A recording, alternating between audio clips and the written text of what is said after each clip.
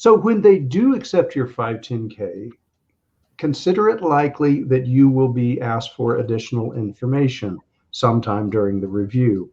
No matter how complete you think your submission is, you may have written a brilliant 510K, they are likely to come back and have some kind of questions.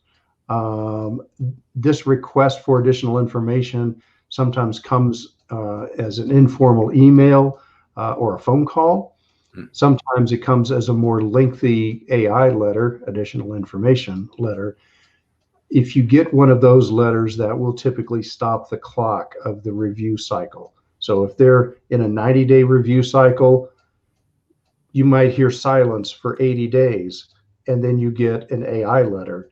Hopefully, it's not that much of a surprise. Sometimes it is, though. And the AI letter has 8 questions. These are not questions you can just answer all of them quickly on the phone. You may have to do some research. You might even have to repeat some testing. Okay.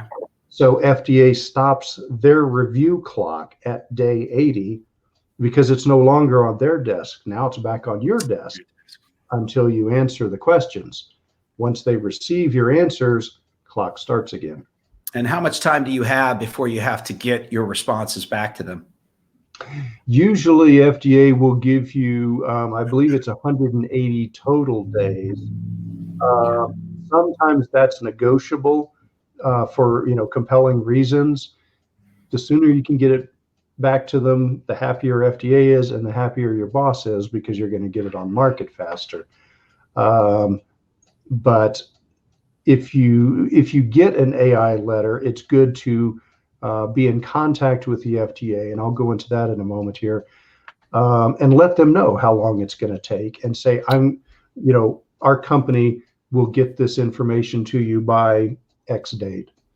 From your experience, Robert, do you find that those that do pre-sub meetings before the submission, that they have less AI scenarios after the fact, or have you had any specific experience relevant to that?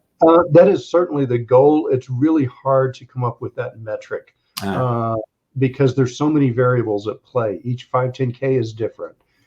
It just might be a more challenging device with more nuances, but that is certainly the goal. If you have a Q-sub or pre-sub meeting, and I'll talk a little bit about that in a moment too, and that certainly it gives you an opportunity to ask questions and maybe resolve some things that you weren't sure about, so that you don't send it in blind only to find out FDA says you're just going way the wrong direction here. That's not what we had in mind at all. Yeah, it had no chance.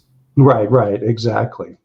Hear me, would you speak to me when I open up?